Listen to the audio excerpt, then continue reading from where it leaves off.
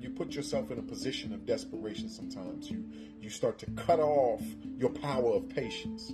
When you start to only see what it is that you think you should be doing without necessarily having the resources to do those things at this moment. And while doing so, while looking ahead at things that you think you're supposed to be doing, you start to neglect what you can do now, which would inevitably lead to your ability to do the things that you foresee in the future, if that makes sense. So, I want to speak basically on the economy of life.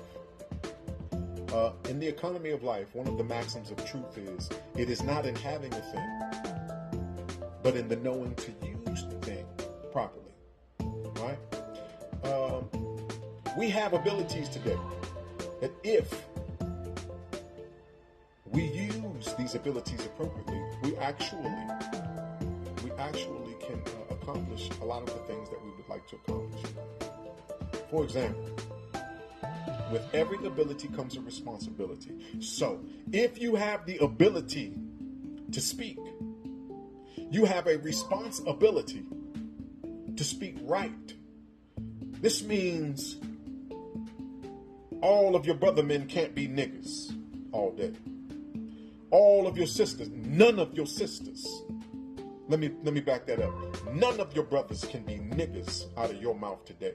None of your sisters, daughters, wives, mothers, grandmothers can be bitches today, right? Because a lot of times people don't realize, since all living things are bound by cords to every other living thing, when you call one living sister a bitch, you've said it to them all, even your mama.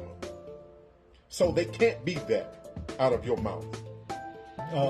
Revenge and hate and slander and jealousy and rage and extreme unreasonableness can't come out of your mouth. With the ability to speak comes a responsibility to speak properly.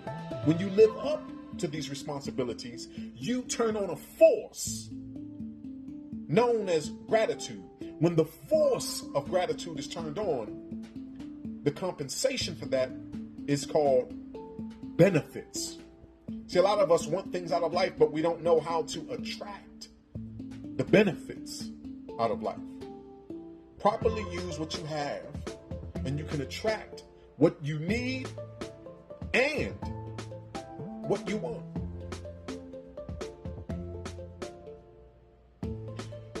If you have the ability to hear, you have a responsibility to listen properly. So we can't always listen to what's so entertaining. We need to listen for the underlying things, right? We need to listen for the underlying things, because sometimes we miss the truth of a matter because we're listening for what is more entertaining. If you have the ability to see, you have a responsibility to look for the truth in things.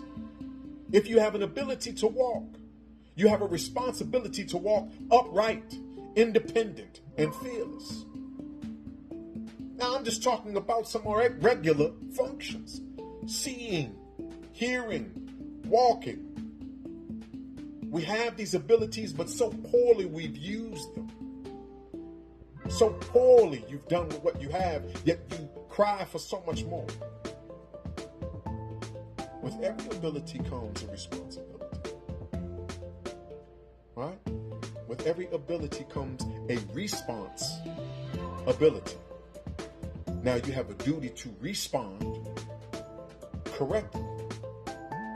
When you start to do these things, when you start to act in accord with uprightness, when you start to properly use what your Creator has given you, you activate a force on your soul that sends out a signal that attracts benefit.